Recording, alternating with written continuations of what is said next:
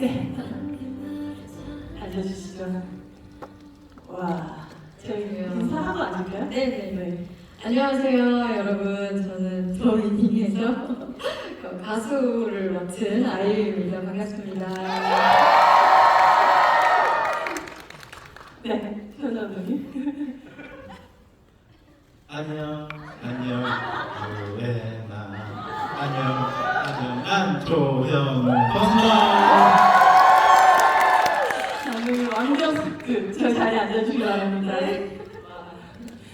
24일 전에 개봉을 하고 오늘 관객분들 무대에서 무대 인사도 좀 하시고 그렇게 오셨다고 들었어요. 네. 사실 배우로 참석한 영화가 개봉할 때 관객들을 만나는 것과 이렇게 나홀로 주인공인 이 영화 사실 이제 팬들을 또 극장에서 만나면 굉장히 다른 기분인 것 같거든요. 맞아요.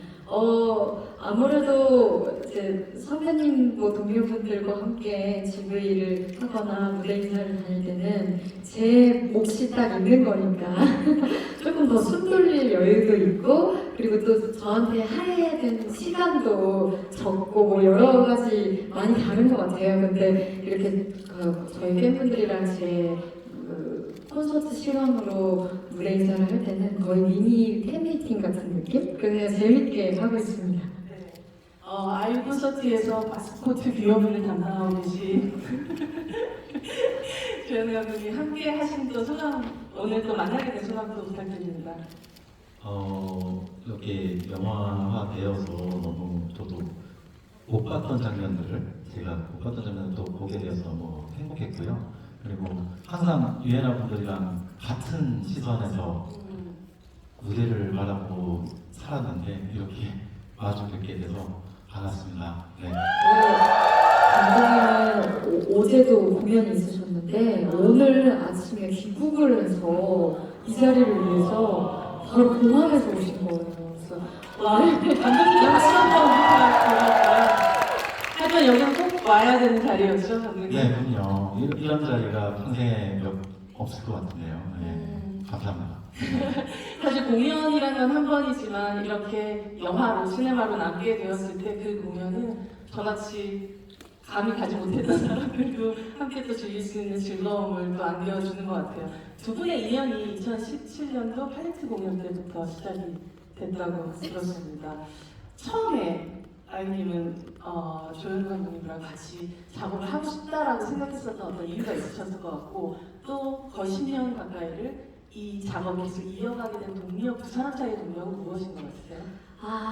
우선 첫 번째 질문에 그 당시 이미 감독님께서는 너무 좋은 공연을 많이 만들어내신 연출자셨어요. 그래서 많이 이제 귀로 들은 거죠. 주변 분들에게서 추천을 워낙 많이 받았고, 그래서 처음에 미팅을 했는데 제가 당시에 25살이었거든요. 그러니까 제가 감독님보다 이제 훨씬 어린데 제 이야기를 아주 진지하게 들어주시는 거예요. 그래서 그런 것부터가 너무 좋았던 것 같아요. 어떻게 보면은 그냥 어떤 어린 가수의 이야기라고 생각해서 그렇게 귀를 기울여주시지 않는 분들도 없지 않으시거든요, 세상에. 그렇죠. 네, 근데 아주 한마디 한마디에 제 말을 귀담아 들어주시는 그런 모습이 감사했고, 그거를 또 첫 공연에서 완벽하게 구현해내시는데 그런 모습도 감사했고, 그리고 계속 이렇게 저희가 할 수 있는 동력은 뭘까요, 감독님? 도전인 것 같아요. 네. 매년 새로운 거를 지은 씨가 도전하고 싶어 했고, 저도 무대에서 할 수 있는 도전을 새롭게 하고 싶었고, 그 원동력이 저는 계속 도전 정신이 생기더라고요. 그래서 지은 씨가 할 수 있을까요? 했을 때는 무조건 하겠다고, 할 수 있는 건 다 하겠다고 하셔서 제가 하고 싶은 거 지금 열심히 또 준비해서 보여드리고 하면서 그렇게 뭔가 새로운 이야기를 좀 만들어 나가는 것 같아요. 재밌게. 이미 할 수 있다라는 것에 대해서 방법을 알고 있어서가 아니라 같이 해보겠다, 하고 싶다 하는 그 마음이었던 것 같아요. 감독님께서 되게 상상력도 엄청 대단하시고요. 그리고 늘 저보다도 어쩌면 더 그건 좀 뻔하지 않을까요? 저는 좀 더 신선한 거 하고 싶은데요 라고 먼저 의견을 내주실 때가 많거든요. 그래서 제 입장에서도 저를 안주할 수 없게 만들어주시는 분인 건 거죠. 감독님께도 또 역으로 여쭤보고 싶은데 그 팔레트 공연 때 처음 대면한 내 머릿속으로 상상했던 아이유와 함께 또 작업 시작했을 때 첫인상은 어떠셨는지 궁금해요. 그때 당시에 제가 작업을 하고 계셨던 아티스트 분이 서태지 선배였었어요. 그래서 서태지 선배의 소격동을 통해서 지희 씨에 대한 음악적인 이야기를 좀 더 깊이 알게 됐었고, 그리고 이제 만나게 됐을 때는 눈빛이 똑같았어요. 서태지 선배님이랑. 선배님이요. 네네. 그래서 어떻게 똑같으셨어요? 그 말을 하실 때 되게 사람의 눈을 딱 지그시 쳐다보면서 본인의 이야기를 하세요. 근데 서태지 선배님이 이렇게 오마주처럼 이렇게 보이더라고요. 그래서 제가 엄청 진지하게 들었어요. 그리고 재밌겠다 라는 생각을 했어요. 처음 만났을 때. 이 처음 들으셨어요? 저 처음 들었어요. 그렇게 또 지난 시간들을 꼬마한테 같았더니 어렸었던 당시로는 사실 저는 그 시기에 아이유 씨를 생각해도 그렇게 어리다 미숙하다는 느낌이 전혀 안 들었지만 그 시간들을 거쳐서 사실 가장 최근 작업까지 이렇게 해오면서 나는 이 사람하고 계속적으로 이 작업을 하는 동료는 이거다라고 생각하신 부분이 있으셨어요? 네. 그 눈빛이 저는 되게 아이가 됐어요. 되게 순수하게 저한테 뭔가 이야기를 이거 어떻고 이거는 이렇고 저희 이야기는 이렇고 이야기했을 때 저는 이거 하실래요? 이거 하실래요? 이거 좋은 것 같은데 이런 것들을 계속 그냥 장난감 가지고 친구랑 놀듯이 그렇게 할 수 있는 것들이 좀 재밌었던 것 같아요. 사실 그 아이 같은 마음들이 여전히 하기 때문에 이번 공연에서도 그 순간들이 보이는 장면들이 저한테는 있었던 것 같아요. 사실 예상컨대 아이유라는 아티스트를 생각을 해보면 그게 그냥 홀로도 아티스트로서의 자아도 있지만 이 전체 무대를 그려나가는 기획자로서의 마인드도 굉장히 뛰어나다는 생각을 하는데 사실 그렇다면 이 아이유 씨는 이 위닝 콘서트를 통해 가지고 이번에 또 구현하고 싶었던 본인만의 욕심 같은 것들이 확실히 있었을 것 같아요. 우선은 처음 해보는 공연장이었고 저희가 물론 2년, 이제는 3년 새해가 있으니까 3년 전에 잠실 주경기장이라는 큰 공연장에서 공연을 해봤지만 야외 공연장에서 또 상암 월드컵 경기장은 또 아예 다른 영역이었거든요. 그리고 저희는 이렇게 가로 형식의 공연을 했었었고 이번에 처음으로 그렇게 세로로 관객석이 이렇게 깊이감이 있는 그런 공연장에서 공연을 하다 보니까 그 공간감을 어떻게 활용할지 이런 것에 대해서 감독님이랑 가장 많이 이야기를 나눴던 것 같아요. 그리고 또 같은 스타디움이라는 부분에서 겹치는 부분이 있을 수도 있지만 최대한 겹치지 않는 공연을 만들고 싶다. 그래서 샌리스트부터 같은 곡이 겹치는 곡이 있더라도 연출적으로나 뭔가 뭐든지 간에 조금은 다르게 그런 거를 감독님이랑 많이 고민하고 그걸 실현하려고 많이 노력했습니다.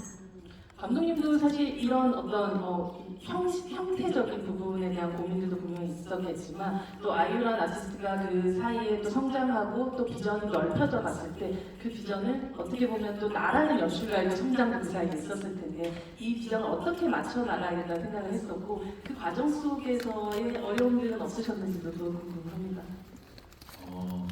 어쨌든 스테디움 공연은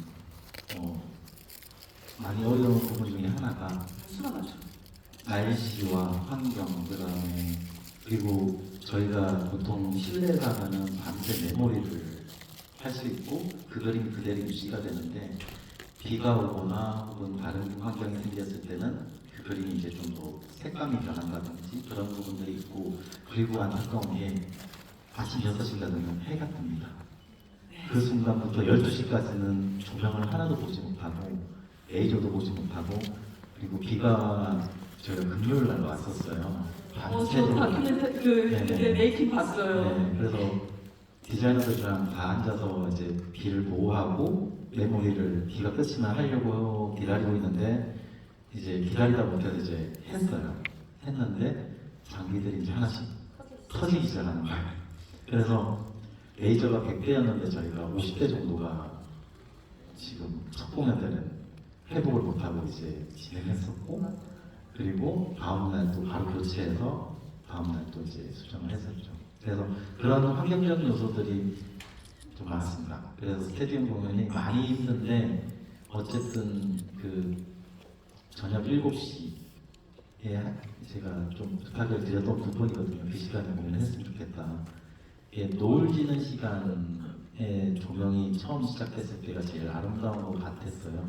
그 우리 골든아워 때도 그랬고, 그래서 모든 이야기의 스테디움에서의 서사가 그걸로 시작했으면 좋겠다는 저의 작은 소망 때문에 진시한테 부탁드렸고, 그래서 조금 팬분들한테, 유엔아 분들한테는 좀 늦게 끝나서 죄송한데, 네, 그렇게 시작하는 점에 대해서 조금 양해를 부탁드리고 싶었어요. 뵙게 그러면 된다면. 앞으로도 계속 만약에 야외 공연을 한다면 계속 좀 7시 시작을 좀 고수하고 싶으시죠? 네. 진짜? 괜찮으시죠, 여러분?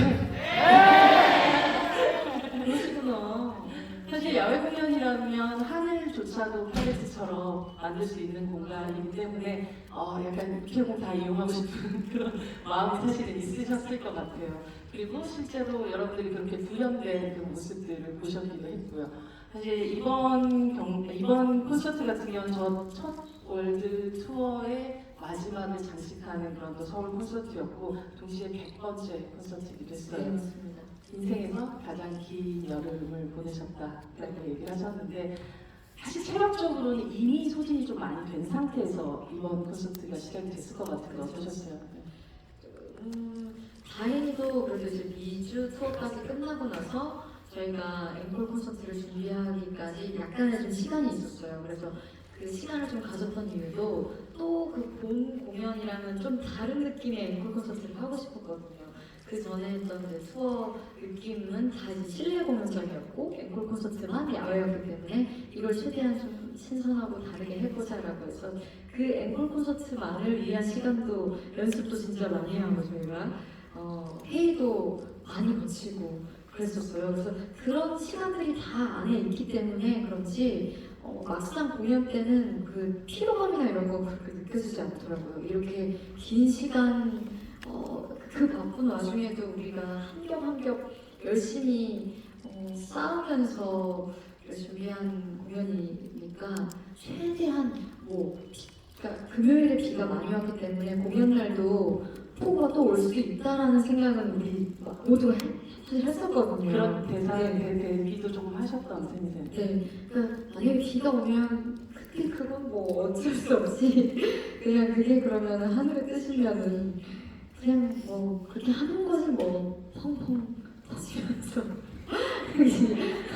터지면서. 네, 그 사람의 영역이 아니니까 우리가 할 수 있는 영역이 아니니까 만약에 그렇더라도 뭐 최대한 즐겁게 하는 거지 비 맞으면서 하는 거지 이렇게 생각을 했는데 다행히 또 토요일에 잠깐만 비가 오고 기적처럼. 네네 그리고 또 관객분들이 사실은 비 맞는 게 저희는 제일 걱정인 거거든요.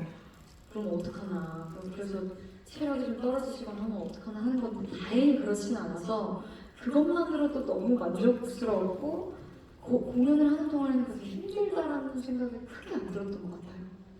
사실 예상할 수 없고 예측할 수 없는 야외에서의 공연이 가끔은 그것 때문에 힘들기도 하지만 동시에 그렇기 때문에 상상하지도 않는 그런 정말 기적 같은 순간들 이렇게 비가 잠시 내렸다가 네. 또 그쳐지는 그런 순간들도 맞이했었던 것 같습니다. 사실 이번 공연 보면서 저의 이 가난한 상상력으로는 떠올릴 수 없는 그런 어떤 순간들이 되게 많았던 것 같은데요. 감독님 이렇게 챕터들을 준비하면서 이건 정말 나의 야심이다. 야심이 다 들어가 있는 어떤 순간이다라고 생각하고 그리고 그것이 구현돼서 굉장히 뿌듯하다고 생각되는 어떤 장면을 골라주신다면 어떤 게 있을까요? 모든 장면들이 다 이제 진 씨가 하고자 했던 이야기에 대한 서사에 최대한 제가 이제 공간적으로 연출을 하려고 노력을 했고요. 거기에서 이제 아이라는 존재가 저도 이제 3달 된 아들이 있다 보니 축하드려요, 감독님. 제가 몰랐던 시선이 있는 것 같아요. 그래서 체린이를 처음 진 씨가 이 친구 한번 했으면 좋겠다라고 해서 그 친구 등장하는 네네. 어린이 그 아이를 만났을 때 그것도 도전이었거든요. 그 친구도 도전이고 저희도 도전이고 이 어떻게 보면 어른도 장치가 많은 시스템에서 그 친구가 이 3만 명, 5만 명의 체조 연기장은 또 그렇게 또 많은 분들이 둘러싸고 있는데 할 수 있을까라는 할 수 있을 거야. 할 수 있을 건데 정말 해낸다면 정말 너무 행복할 것 같은 거예요. 그래서 그때 첫 공연하고 끝났을 때 정말 채린이가 뛰어와서 안아줬거든요. 저를. 그때의 도전이 포기를 하지 말자 앞으로 어떤 거든.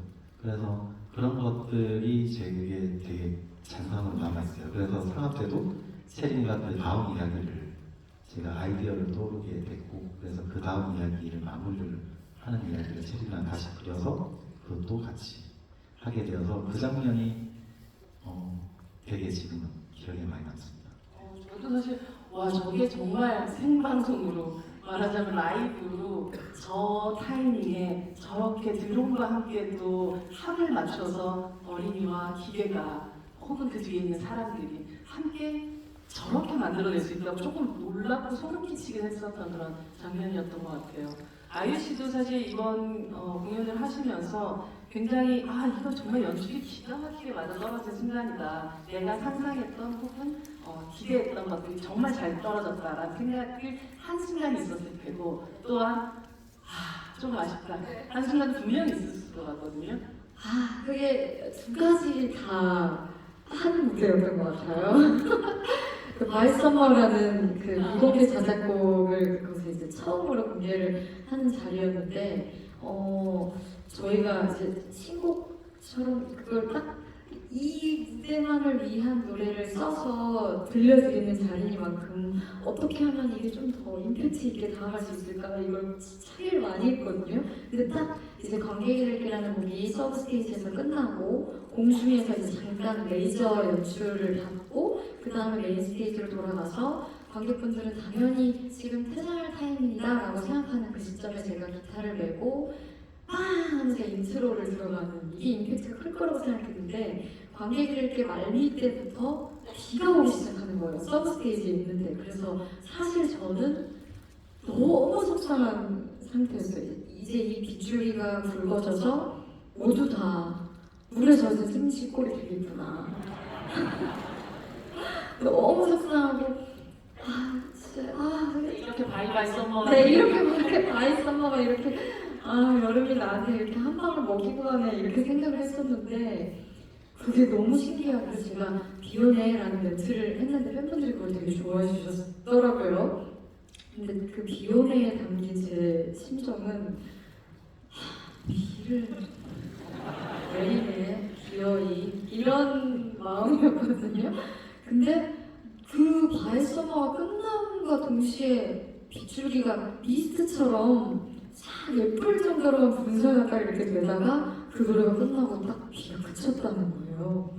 근데 그날 공연에서 그 공연 끝나고 나서 뭐 제 지인분들이나 뭐 가족분들이나 그 모니터를 해주실 때 피드백을 해주실 때 그 얘기가 가장 많았어요. 그 연출 너무 좋더라.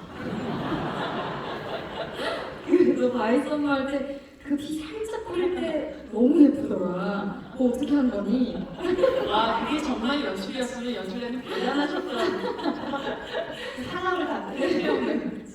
그래서 그게 가장 속상했던 순간이면서도 근데 제가 노래를 하면서 2절쯤 가서는 웃음이 나더라고요. 비가 온다는 것 자체가 그래요. 인생이 원래 이렇지라는 생각이 들면서 웃게 됐는데 그렇게 비를 좀 맞으면서 바이썸머를 노래했던 그 순간이 약간 그 앵콜 콘서트에서의 최고의 한순간이지 않았나 싶어요. 네. 한여름 동안 또 가습기를 틀어놓고 지냈던 맞아요. 그 라이브에서 미스트를 뿌려주는 네, 분석을 딱 해주고 멋더라고요. 감독님 사실 함께 작업을 해보다 보면 어떤 사람에게서 절대로 이거는 이제 좀 사용할 수 없다라고 생각되는 아주 깐깐한 부분들이란 것들이 서로 있을 테고 또 어떤 면에서 이거에 굉장히 예민하게 생각했을 것 같은데 의외로 대범하게 넘어가시네 라고 생각되는 부분이 부분이 서로에게 좀 있지 않았을까 싶기도 하거든요. 하면 어떠셨어요? 아이유라는 아티스트.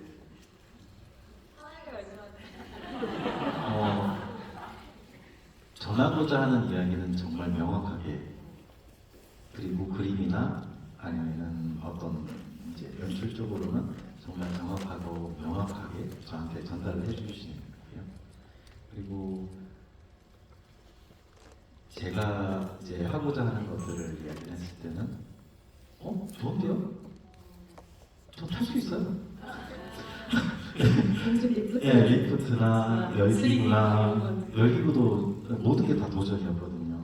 3D 플라잉도 우리나라에서 한 아티스트는 없었고 그 미국 테이트 팀이 들어온 거예요. 그래서 미국 팀들이 들어와서 했던 건데 40m까지 올라가셔서 또 본인이 스스로 이걸 계속 하시고 그러시는 모습 봤을 때 저는 정말 대단한 아티스트라고 생각을 했었어요. 그래서 어쨌든 전체적인 서사에 대한 그림들을 같이 얘기해 나가면서 거기에서 더 극대화시키기 위해서 제가 연출을 제안했을 때 그런 부분들이 되게 쿨하게 그냥 해보죠 이런 느낌이었어요. 그래서 타보시고 이겨내셨습니다. 네. 아니, 감사합니다.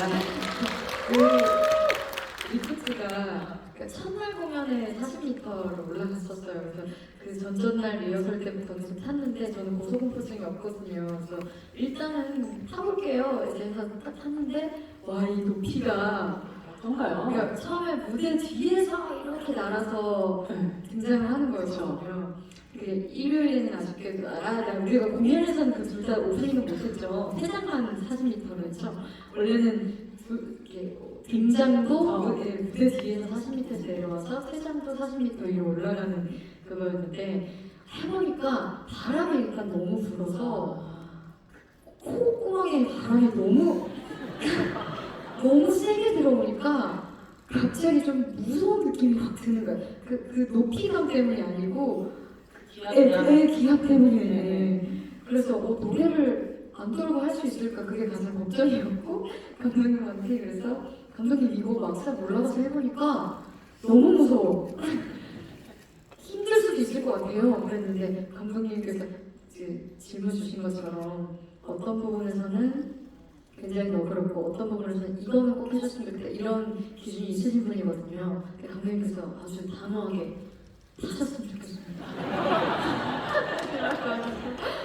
그렇게 또 단호하게 말씀하실 때는 제가 네 하고 이제 탔죠. 하고 토요일에 그래서 그 40m 위로 퇴장을 하는데 그 어떤 또 약간의 두려움이 있었지만 이 그림적으로 지금 멋지겠지 하면서 이겨냈다라는 또 희열이 진짜로 있었고 감독님의 그런 선택은 열기구 꼭 타셨으면 좋겠습니다. 이 감독님 이거 열기구가 너무 막상 타봤을 때는 그러니까 여러분이 보실 때는 잔잔하게 이렇게 물결로 가시는데 그게 좀 보이실 텐데 실제로는 이렇게 바이킹처럼 파도가 치나요? 네, 붕 이렇게 내려가요. 그래서 선생님 바이킹 타는 것처럼 배가 너무 간지러워서 노래를 못하겠어요. 이렇게 하는데 그때도 타셨으면 좋겠습니다. 해서 해보겠습니다. 해서 한 거거든요. 네, 감독님께서 그 정도로 명확하게 확고하게 원하시는 그림에는 반드시 이유가 있더라고요. 그래서 저는 전적으로 그런 부분은 믿는 편이고 근데 감독님 안전하게 준비해 주신 거죠? 그럼 네 이렇게 해주시니까 그냥 저는 감독님 믿고 갈 때가 많아요. 그렇게 또 압도적인 어떤 무대의 퇴장이 또 이루어지기도 했었던 것 같아요. 방금 사실 지금 저 얼굴로는 상상이 안 되긴 한데 그 단호한 여러분들이 사실 또 등장하시기 전에 저희가 질문지를 좀 받았던 게 있거든요. 팬들의 질문지를 저희가 함께 보면서 또 이야기들을 나눠보도록 하겠습니다. 이제를 또 등장시켜 주시면 감사하겠습니다. 네. 되게 많이 써주셨더라고요. 감사합니다. 정말 이 안에서 저희가 아주 주옥 같은 한번 질문들을 뽑아보도록 하겠습니다. 네, 저는 즉흥적인 대답을 위해서 미리 보지 않았습니다. 감독님은 조금 보신 것 같아요. 지금 그러면 여기 지인 씨가 이게 눈 감고 하나 제가 한번 생각해 볼까요? 제가 그러면은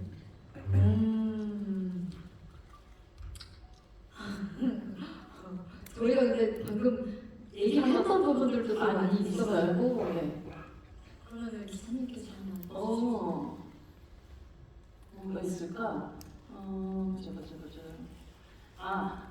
러브인 소울 무대 끝나고 준비한 연출이 있는데 못 보여줘서 아쉽다고 하셨잖아요. 뭐였는지 너무 궁금해요라고 질문 주셨어요. 보인소 때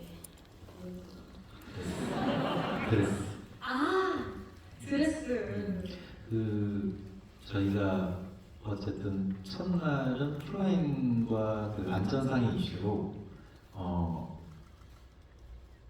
한 70% 정도의 연출을 못했습니다. 그리고 마지막에 러브인저의 30% 정도였는데 그때 아마 지금 영화에서도 장면은 그대로 살아있을 거예요. 플라잉을 뺀 상태에서 하늘에서 모든 세상이 빨갛게 물들었고 거기에서 영상부터 화이트가 되면서 백석을 이렇게 화이트로 채워주는 연출이 있어요. 그 동선이 드레스가 날아가는 동선. 그래서 그걸 저희가 아주 긴 그 원단 특수 원단으로 제작을 해서 LED 같은 긴 원단을 제작을 해서 그 드롭을 하면서 관객분들을 한번 이렇게 훑고 지나오는 그래서 그게 마지막에 무대에 도착을 하면서 이렇게 드레스가 하늘에 떨어지면서 끝나는 그게 이 대장정의 마지막 러브인솔의 연출이었고 저희가 한 번 더 해달라고 나중에 한번 할까요? 이거 못 보여드렸으니까 저도 그게 진짜 아쉬웠어요. 그러니까 폭죽을 그러니까 플라잉과 폭죽 중에 계속해서 태기를 해야 되는 컨디션이었었고 안전상의 문제로 그거는 갑자기 이제 좀 못하게 된 거예요. 그래서 그 제작을 다 해놨는데 너무 아쉬웠죠. 거기에 이제 조금 스포? 안 하게 될 수 있지만 아무튼 그걸 말로 설명을 해드리자면 그 원단에 러브 인 소울이라는 그 글자를 또 LED의 그 형식으로 아주 독특하게 그걸 이렇게 방치를 해놨거든요. 그래서 마지막에는 관객분들이 딱 보시기에는 저기 러브 인 소울이라고 써있구나. 그래서 이 더 위닝이라는 공연에 어떻게 보면 제일 큰 메시지 무엇이 큰 승리가 승리가 무엇으로 기결되는가 사랑으로 우리가 모든 것을 이길 것이다 라는 그 메시지를 딱 부각시키고 싶었는데 아쉬웠죠. 언젠가는 모든 기술들이 조금 더 그 마지막 그 드레스를 보여줄 수 있는 상황으로 되기를 꼭 바라며 그때까지 관객님도 다음 승리를 위해서 한번 나아가 주시기 바랍니다. 이번에는 어떤 부분을 이거 한번 할까요? 유난히 아우트로가 편곡된 곡들, 홀씨, 관객들께 러비널 등등 참 좋았는데 아우트로에 대해 신경 쓰거나 원했던 편곡 방향성이 무엇인지라고 음악적인 질문을 해주셨어요. 딱 저희가 신경 쓴 곡을 세 곡을 해주셨는데 이번에 특히 홀씨라는 곡이 수미상관으로 첫 곡과 끝곡을 그 본세미스트에서 이렇게 맡고 있거든요.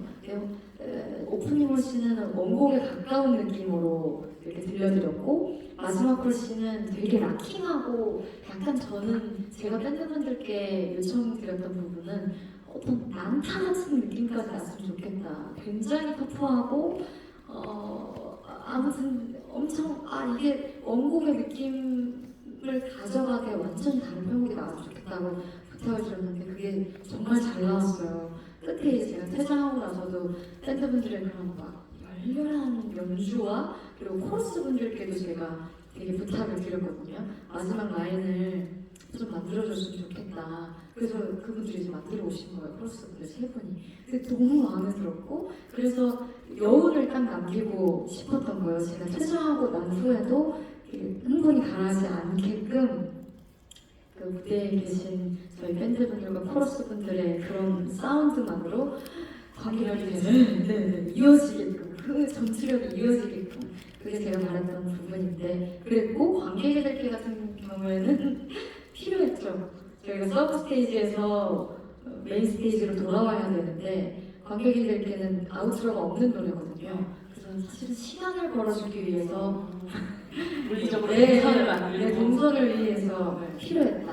그래서 제가 중간까지 가서 레이저 감독님께서도 한 방이셨잖아요. 레이저 연출이. 네. 제가 하나의 아이크가 돼서 그 사방에서 그 빛을 받는 그걸 해야 되기 때문에 거기까지 날아가는 시간이 필요해서 관객들께를 편곡을 하게 됐고, 그리고 대망의 러브인 소울은 제가 꼭 너무 하고 싶었어요. 러브인 소울에서 그러니까 러브인 소울은 물론 제 보컬도 정말 중요한 곡이긴 한데 A 파트, B 파트, C 파트, D 파트의 테마가 아주 명확한 곡이고 밴드분들의 처음에 피아노 한 곡으로 시작해서 풀밴드로 같이 가면서 거기에서 이제 스트링까지 그 조화를 이루어지는 사실은 정말 많은 그 트랙들이 공존하는 곡이거든요. 그래서 그런 조화를 좀 더 들려드리고 싶다. 제 목소리가 빠진 상태에서도. 그래서 스트링분들, 저희 이제 현악기 오케스트라 연주해주시는 분들께도 더 편곡을 부탁을 드렸고, 그리고 코러스 분들 플러스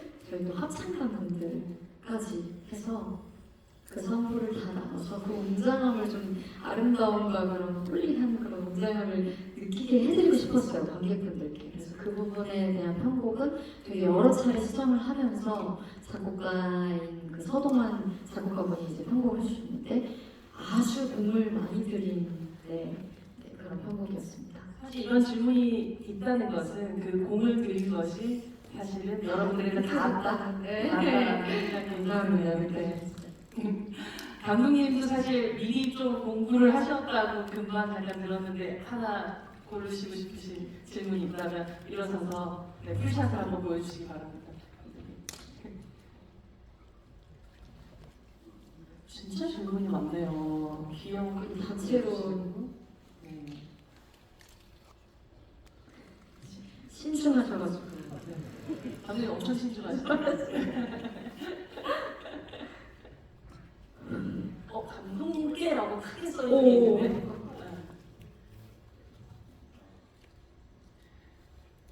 골든아워 열리구나 더윈이 상암 서브스테이지처럼 플로 뒤에 아이유가 있다면 플로 관객들은 정면 메인 스테이지를 봐야 하는지 뒤를 돌아 언니를 신문을 봐야 되는지 뒤를 돌아보니 뒷사람과 계속 놀이마시지 앞을 보니 아이가 없는 빈무대를 보게 하시고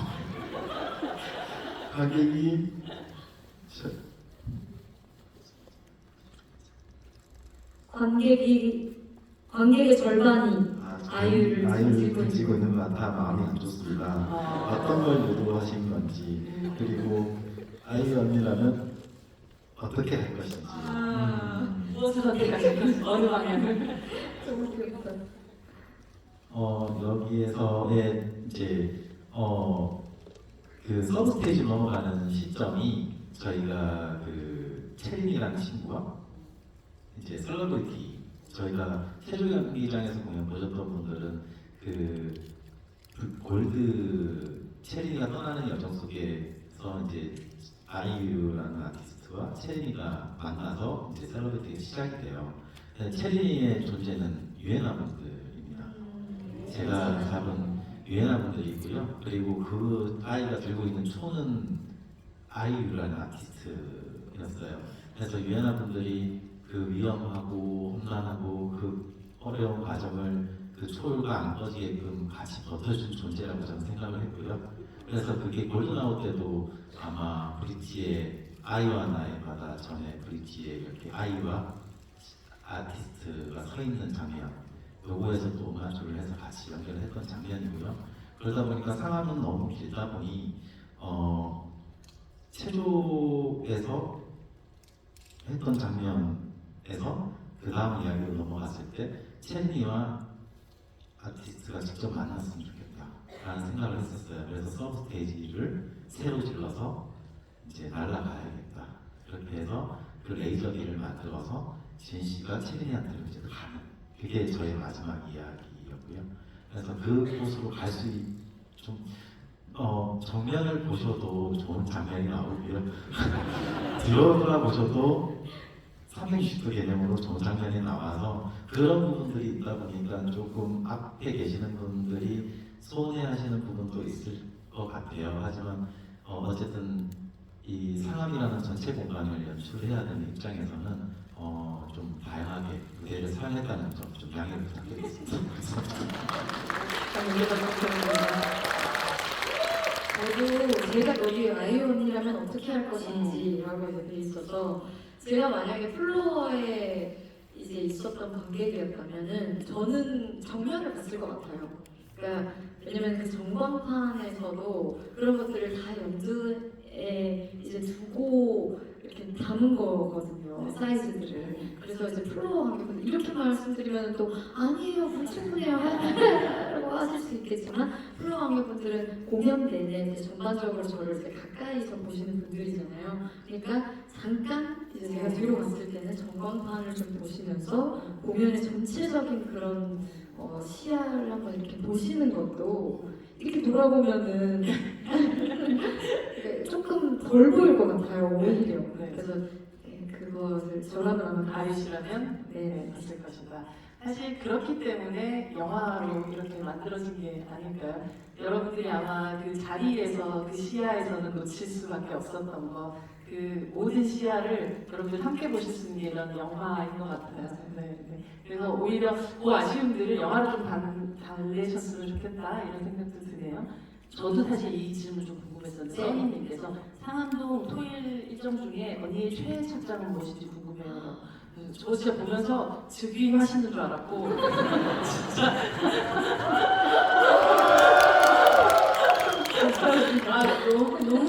너무 예쁜 옷들. 정말요? 사실 예쁘다가 아니라 그 위협이랄까 그런 것들이 느껴지는 착장들이었던 것 같아요. 최애 착장 진짜 어려운 질문이네요. 저는 그냥 지금 딱 생각나는 거는 그 1부의 아니 일요일 공연의 4부 착장 그 러브인솔이랑 쇼퍼 비밀 등을 불렀던 그 흰색 원피스가 있어요. 근데 그 원피스와 그 머리를 제가 이렇게 약간 옆으로 하나로 묶어서 바람을 이렇게 휘날렸는데 그 조화가 참 좋았다고. 머리 휘날림까지 다 연출하신 거 같아요. 감독님이 혹시 연출해 주신 건가요? 바람을 혹시 바람이 진짜 기가 막히게 불었어요 그때. 그래서 제가 눈을 감고 그렇죠, 아이맥스 포스터, 이번 아이맥스 포스터가 그 착장이더라고요. 그 바람이 옆으로 싹 불면서 제가 눈을 감으면서 노래를 부르고 있는데 그게 일단 저는 옷을 착장을 이제 결정을 할 때 사실 너무 무겁거나 너무 보이거나 이런 옷들을 좀 많이 배제를 하고 그러거든요. 좀 상체가 좀 자유로워야 하고 그리고 또 돌아다닐 때 무겁거나 뭐 이렇게 발에 걸리거나 하지 않아야 하고 그렇기에 그 착장이 되게 좀 뭐랄까 딱 맞는 옷이었었거든요. 그러면서도 어떤 화이트 색깔을 보여줄 수 있고 가벼운 그 소재여서 잘 바람에 나풀거리고 편하고 등등해서 그 옷을 뽑고 싶습니다. 기능성과 아름다움을 모두 잡은. 신축성도 좋았어요. 또 한 분의 질문을 또 받아볼까요? 지은 씨가 아무래도 지은 씨가 뽑아주는 그럴까요? 걸 제가 하나 좀 뽑아볼까요? 유연한 분이 더 좋아하실 것 같아요. 다 저희가 지나가면서 다 얘기를 좀 했었던 얘기들이 많이 있어요. 하늘을 나는 기분은 어떤가요? 네. 저희 어떤 얘기 이거 감독님께서 한번 대답을 해주실 수 있을까요? 상암 쉬 무대에서 스크린 뒤에 새창살에 실제로 아니었지만 새창살에 댄서분들이 들어가 계시는 연출을 했는데 연출 의도가 있으셨나요? 그 지은 씨, 그 인트로 영상 보시면 모든 여성 아티스트분들이 이제 나오시잖아요. 그 공간 섹션에다가 댄서분들을 넣었어요. 그래서 처음에는 지인 씨가 액자가 바뀌면서 지인 씨가 실제로 등장한 아티스트 분께서 실제로 등장하셨고, 그리고 나서 음악이 시작되면서 그 액자 뒤에서 그 이제 아티스트 분들이 함께 춤을 춘다고 저는 생각을 했어요. 그래서 그때 처음에 이제 저희 투어 다니면서 아티스트 분께서 얘기하셨던 게 여기 무대 다 함께 설 수 있었으면 좋겠고, 이 지금 현재 함께하고 있는 아티스트 분들, 그리고 선배님, 후배님들 다 같이 여기 무대에서 뭔가 함께 했으면 좋겠다라는 그런 아이디어를 주셨을 때, 그러면은 댄서분들이 살아있었으면 좋겠다, 같이 여기에서 이미지로라도 같이 살아서 연출되었으면 좋겠다는 생각으로 처음에 이제 요한 단장님께 말씀을 드렸었고, 그래서 그런 연출로 해서 이제 처음에 아티스트분이 등장하시고, 그다음에 액자 뒤 곳곳에서 이제 댄서분이 등장해서 이제 시를 같이 생동감 없게 다 살아오시는 것 같은 느낌 주셨던 것 같아요. 지은 언니는 원대한 꿈이 없다고 했지만 아이유의 나는 점점 규모가 커지고 있어요. 디너쇼에 제 자리가 없을 것 같아요. 아이유의 나를 감당할 크기의 커다란 공연장을 만들어주실 계획이 있으신가요? 원대하시네요, 원대하시네요. 공연장을 제가 만들 그게 그 개인의 재산으로 만들 수 없. 개인의 재산이 이걸 감당할 수 없을. 디너쇼 할 때까지는 만들어 보겠다. 아니 뭔가 이렇게 좀 잠깐 말이 공연장이지 조금 작은 공간 정도는 제가 할 수 있겠지만 우리 유해나들을 다 모시고 공연할 수 있을 정도의 공연장을 만들려면은 저는 사실 제가 제대로 모르는데 감독님께서는 생각하시기에 대략 예산이 그럼 어느 정도 될까요? 그러니까 저희가 그러니까 뭐 5만 분 막 이렇게까지 아니더라도 지금 우리나라에 없는 규모의 공연장, 예를 들면 한 3만 석 정도가 관객이 들어올 수 있는 공연장을 만든다. 그러면 예산이 어느 정도 쓰나요? 대략적으로. 이건 제 개인 네네네. 기시여서 지금 3만석 정도 하려면 300석? 네, 300석. 아니, 3만 석. 3만 석. 3만석 정도 되면 조 단위로 이제 미안해요. 어려울 것 같아요. 그래서 저는 제 생각은 공간이 정해져 있어야 될까요? 넓은 정말 탁 트인 곳에서 그리고 국내 어디든 뭐 꼭 서울이어야 될 필요는 없으니까요. 그렇죠. 네. 아미섬을 아예 그냥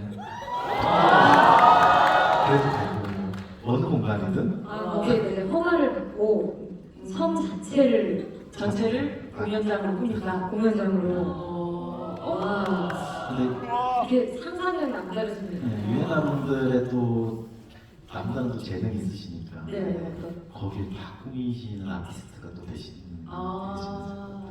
뭔가 되게 솔로 지옥이 아니라 아이유 천국 같은 그런 아이유도 네, 그런 그런 또 서울이 하나 만들어지면 그것도 멋지겠다는 생각이 드네요. 그리고 사실 16세 데뷔해서 지금까지 정말 20년 안 되는 이 시간 동안 만들어왔던 시간을 생각한다면 여러분들이 디너쇼를 할 때 요즘은 이제 평균 연령이 높아졌으니까 한 80 정도의 디너쇼를 한다고 생각하는데 충분히 그 정도 가능하지 않을까? 지금부터 슬슬 준비하면은 서로 좀 보러 다니시죠? 네, 그러면은 어떻게 해볼 수도 있을 것 같기도 하고 워낙에 그러니까 불가능하다고 생각하는 것들을 가능케 하시니까요. 가능하시겠어요? 감독님 화이팅! 많이 도와주십시오.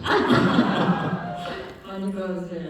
이 100번째 콘서트가 한 번, 두 번, 세 번 이렇게 정말 정직하게 쌓아와서 100번째가 됐듯이 그렇게 쌓아오다 보면 언젠가 네. 그런 날이 네. 없습니다. 제가 또 그리고 10년 전쯤에는 제가 어떻게 감히 이런 스타디움 공연을 할 수 있을 거라고 그때 불가능하다고 생각했던 거니까요. 또 모르죠. 80이라고 하면은 아직 그래도 시간이 아주 많이 가니까요. 불가능한 건 없다고 생각합니다. 그때까지 함께 여러분들도 해주시길 바랍니다. 그럼 저희 한 분 정도 더 이렇게 볼까요? 감독님이 한번 들어보세요. 마지막으로. 출장 한번 다시.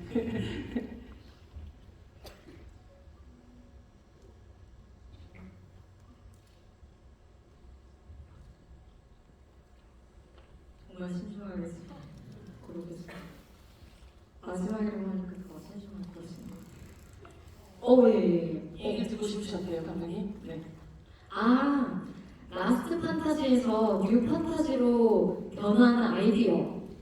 왜 이렇게 하냐니까 저희가 드론으로 제가 감독님께 요청드린 부분인데 마지막에 라스트 판타지가 끝나고 라스트라는 그 글자가 뉴로 바뀌었으면 좋겠다라고 부탁을 드렸었는데요. 일단은 이번 콘서트에서 라스트 판타지라는 곡을 부르는 것까지가 많이 고민을 했어요. 이 곡은 제가 19살 때 낸 앨범에 수록되어 있는 곡이고 6분이 넘는 곡이고 그 당시 이제 10대를 끝낸다라고 해서 제가 10대 때는 판타지 컨셉의 여러 가지 동화적인 얘기를 했고 성인이 되면서부터 이런 동화적인 판타지는 끝난다라는 어떤 그때 당시 출사표 같은 곡이었거든요. 그래서 성인이 되고 나서는 이 곡을 잘 부르지도 않았고 그랬는데 오랜만에 이 곡을 꺼내야겠다는 생각을 했어요. 이런 스타디움 공연에 정말 잘 어울리는 대곡이기도 하고 저에게도 또 이제 30대가 된 제 목소리로 10대 때의 노래를 부른다는 게 안 불렀었던 수록곡을 부른다는 게 또 도전이기도 하고 해서 한번 연습해서 불러보자. 지금의 목소리로 부르면 또 새로울 것 같다라고 했었는데 제목이 항상 라스트 판타지여서 뭔가 끝낸다라는 이 느낌이 지금도 부르고 나면 제목 때문에 또 한동안 못 부르지 않을까? 이런 판타지스러운 이런 연출이 아니라면 이제 더 못 부를 곡이야라는 또 그렇게 단정이 되는 제목인 것 같아서 그때 당시 판타지는 끝났어라고 얘기를 하면서도 20대가 되면서 저의 그때 당시에 상상하지 못했던 많은 상상 이상의 일들이 많이 현실이 됐듯이 이 곡을 다시 꺼내서 부르면서 뉴 판타지로 전환이 되면서 앞으로 또 30대 그리고 그 이후에도 얼마든지 그런 환상적인 그런 마법들이 일어날 수 있어라는 걸 관객분들께 그런 식으로 이렇게 좀 상징을 하고 싶었어요. 하늘에서 별처럼. 네네네. 그래서 이 노래가 진짜 동화 같은 노래가 6분짜리 곡이 다 끝나고 나서 하늘을 올려다보는데 거기에 라스트 판타지 떴다가 뉴 판타지로 바뀌면 뭔가 희망차잖아요. 이게 마지막이 아니야. 우리에겐 더 좋은 시작이 있을 거야 하는 그런 마음을 좀 느끼게 해드리고 싶어서 감독님께 부탁을 드렸고 감독님이 열심히 그 드론 도안을 여러 번 수정을 거쳐서 무대에 올리게 됐습니다. 정말 벽에서 리셋 딱 하고 사실 1부터 다시 시작하는 그런 느낌을 받았었던 것 같습니다. 여러분들 질문 너무 꼼꼼히 나중에 또 함께 보실 거고요. 네, 너무 감사드립니다. 여러분들께 우리 한번 박수 쳐드릴까요? 감사합니다.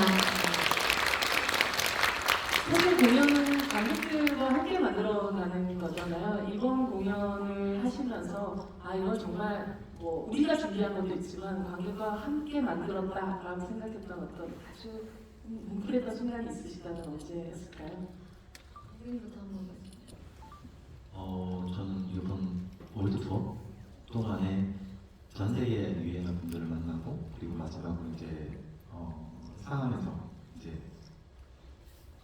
더 위닝이라는 우리의 모두의 승리라는 이제 타이틀로 이제 끈을 냈는데요. 그랬던 것 같아요. 유엔아 분들을 만나면서 저희들이 감정들이 켜켜이 쌓였던 거고 그것은 모든 걸 이룰 수 있게끔 만들어준 사랑의 승리이지 않을까. 그것들이 모여서 상암에서 마지막 더 위닝으로 마지막 장면 보시면 하늘에 더 위닝이 박혀서 저는 끝나는 장면을 원했었어요. 그래서 모든 세상 모두가 바라보는 그 하늘에 우리의 승리가 꽂혀있다는 걸 꼭 유엔아 분들이랑 아티스트 분들이랑 밴드 댄서 분들 그리고 저희 스태프들이 다 같이 지켜보면서 같이 박수를 쳤으면 좋겠다는 마음이었습니다. 네. 근데 그건 관객분들께서 만든 순간이 아니고 감독님이 만든 순간이었어요. 여러분들이 만들어준 승리 때문에 제가 이런 연출을 그런 할수 영감을 있었어요. 받아서 연출을 네네네. 하셨구나. 그래서 유엔아 분들의 승리였다고 저는 생각됩니다. 네. 저는 하나를 꼽기가 항상 너무 어려워서 근데 그래도 꼭 하나를 꼽아야 한다면 마지막 공연에 마지막 그 일요일 콘서트에서의 반편지라고 생각해요.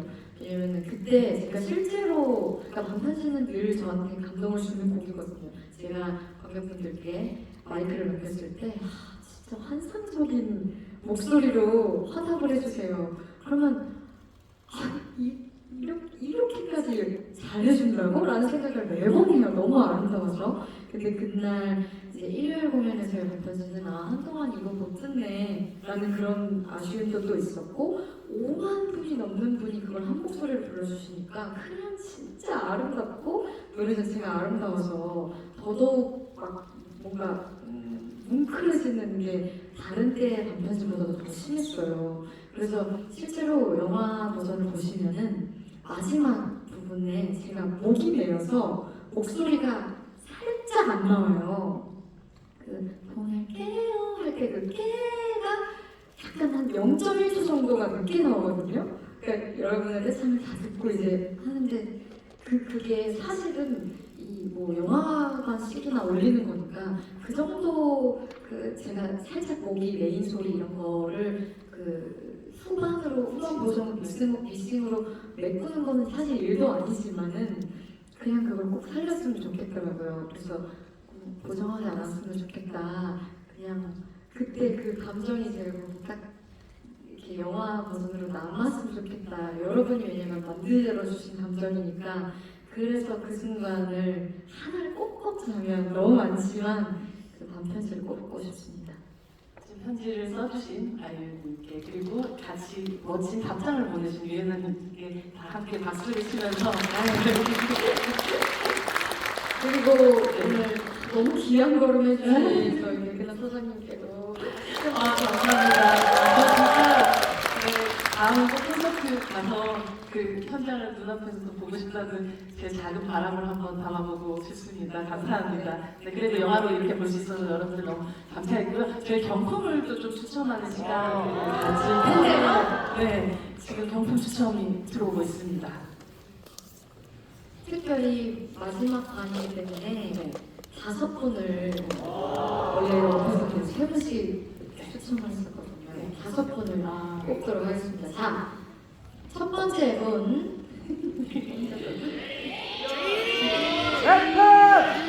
제이열인가요? 제이열? 네. 제이열의 이게 어떻게 읽히세요? 6이겠죠? 6이겠죠? 6번. 계신가요? 제이열 6번. 제이열 6번 안 계세요? 안 계시면 9번으로 갈까요? 그럼 뭘까요? 아니에요? 한 번 더 해요. 안 계세요. 안 계시면은 알겠습니다. 알겠습니다. 와, 답차기신데 하필 그거 안 계시네. F열 감독님 좋아하시네. F열의 숫자를 감독님 한번 그렇게 할까요, 우리? 감독님 사랑해요 이기현. F열 하나 2번 네, F열 2번. 계세요. 머리로 큰 와, 선생님. 네, 감사합니다. 네, 축하드려요. 다음, 한 분이 원표를. 볼게요. 이거는 알파벳을 먼저 읽어보셔서 잘 하시거든요. 여러분 그렇게 크게 말씀하신다고 뽑힌 게 아니에요. 또 제이열 나왔어요. 제이열에 제가 숫자 뽑겠습니다. 잠깐만 이거 너무 계속 같은 거거든요. 좀 섞어주세요. 네. 잘 섞어서 18번 드세요. 제이열 18번. 머리로 오, 좋다. 반짝반짝. 와, 네, 축하드려요. 축하드립니다. 네. 이번에는 알파벳을 한번 오, 제가 살펴본 그런 영광을.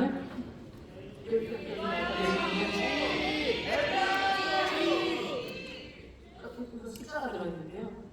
여기 숫자를 아까 넣으신 거예요?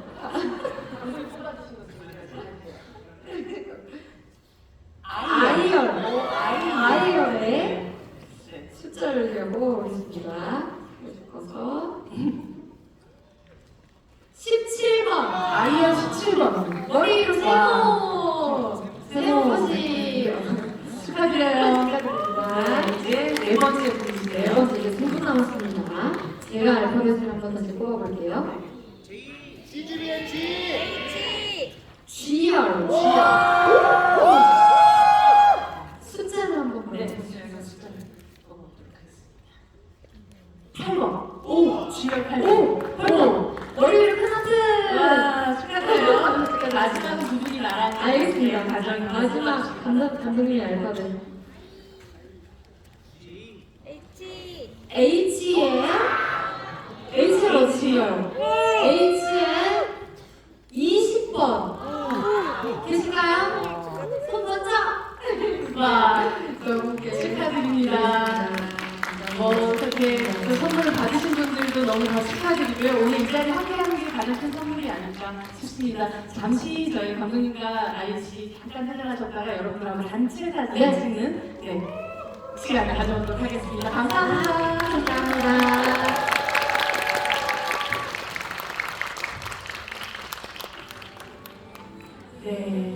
네, 감사합니다, 여러분. 마지막으로 또 저희 언제 떠나보내고 싶지 않지만 저희 함께 박수 치면서 오늘 이 자리 마감하도록 하겠습니다. 감사합니다. 감사합니다, 여러분. 우리 이제 새해 연휴 시작인데 새해 복 다 많이 받으시고 오늘 영화 재밌으셨으면은 또 다른 저기로도 이번에 아이맥스, 4DX, 스크린X 등등이 이 선택지가 많잖아요. 또 다른 포맷으로도 한번 보시는 것도 권하는 입장입니다. 감독님께서 한 말씀. 저도 이번 연휴 때는 영화를 계속 재관람하면서 여러분들과 함께 그 시간을 또 기억하고 또 같이 숨쉬고 싶습니다. 새해 복 많이 받으시고요. 감사합니다. 네, 감사합니다. 명절 연휴 잘 보내시고요. 다시 건강하게 다음에 또 만나 뵙도록 하겠습니다. 감사합니다. 감사합니다. 안녕.